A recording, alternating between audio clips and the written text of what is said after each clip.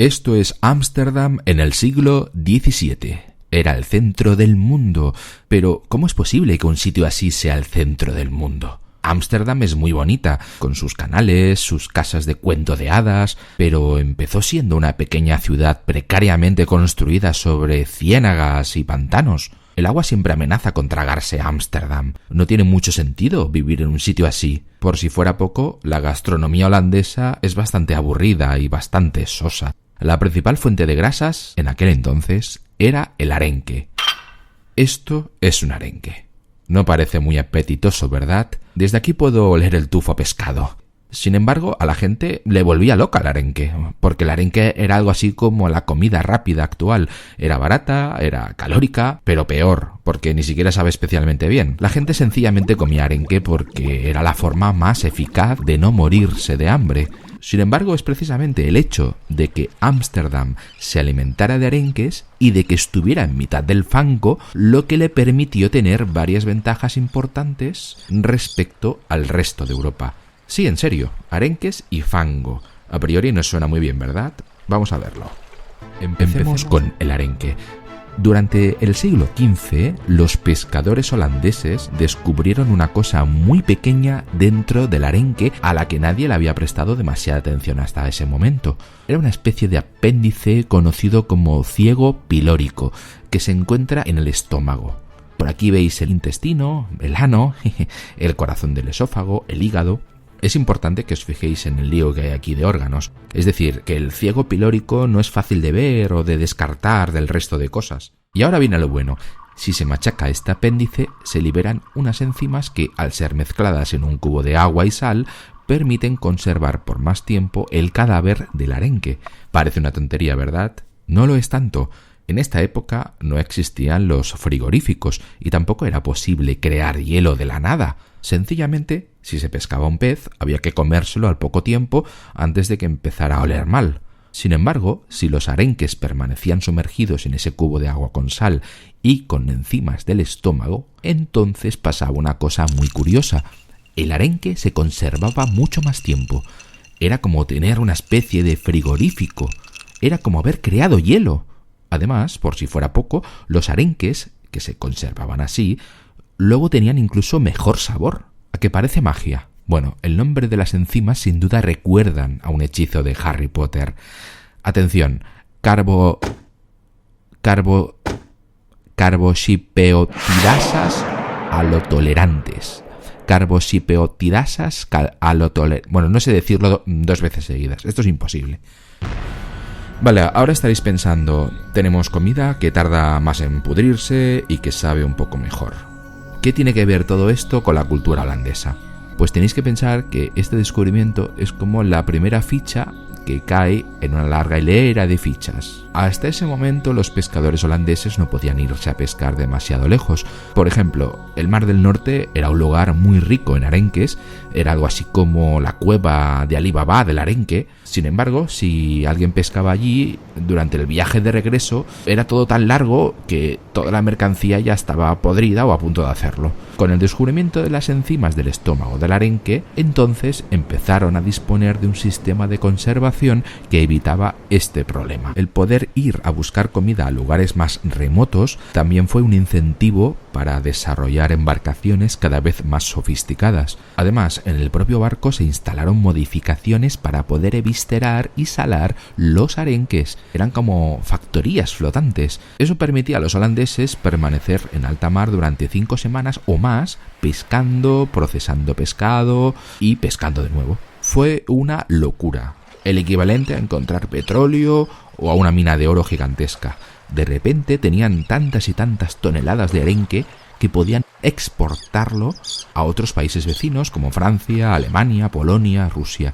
Naturalmente, el resto de las naciones no tenían ni idea de cuál era el secreto. En su punto culmen, los pescadores de la provincia capturaban unos 200 millones de arenques al año. Las flotas pesqueras holandesas eran tesoros flotantes. Por esa razón debían custodiarlos con barcos de guerra.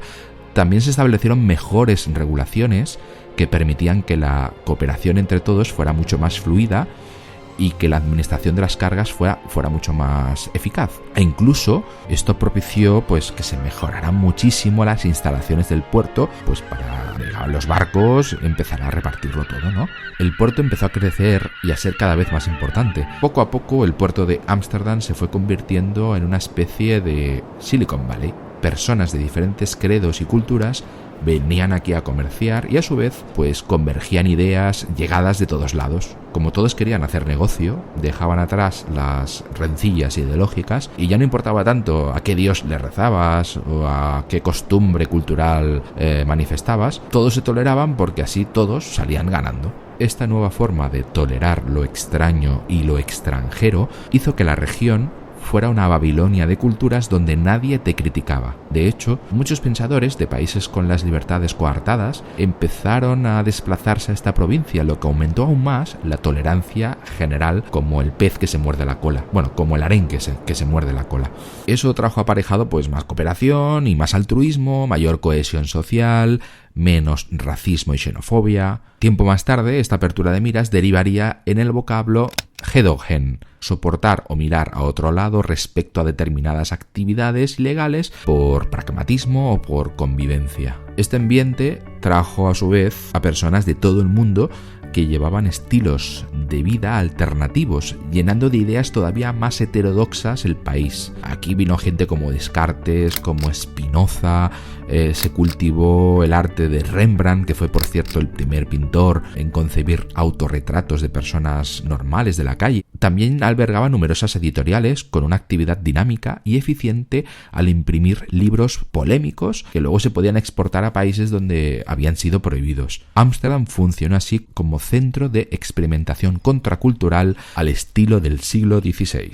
Vale, hasta aquí hemos visto el poder del arenque, que no es otro que el poder del comercio internacional. Cuando comercias no tienes tiempo de matar, pero no hemos de olvidarnos del otro factor que permitió que este lugar fuera diferente al resto, que había crecido en el fango. Hay que estar muy loco para construir un pueblo en un cenagal que recuerda a Mordor. Sin embargo, esto constituía una importante ventaja frente al resto de Europa. El feudalismo era una estructura jerárquica vertical de las sociedades medievales de Europa, en virtud de la cual el señor feudal controlaba sus tierras y a los campesinos que las trabajaban a cambio de una renta. Sin embargo, en las provincias que conformaban los Países Bajos nunca se llegó a instaurar el sistema feudal porque allí no había tierras interesantes para nadie. Además, muchas de las tierras habían sido ganadas al mar gracias a los propios neerlandeses, así que eran tierras nuevas, sin dueño, como si una isla hubiera emergido de la nada. Tal y como resume un dicho holandés, Dios creó la tierra, pero los holandeses crearon Holanda. De este modo, a principios del siglo XVI, apenas el 5% de las tierras de la provincia de Holanda eran propiedad de los nobles. Seguramente propició esto una cultura mucho más abierta donde las personas, con esfuerzo y con tesón, podían prosperar y ser dueños de su destino.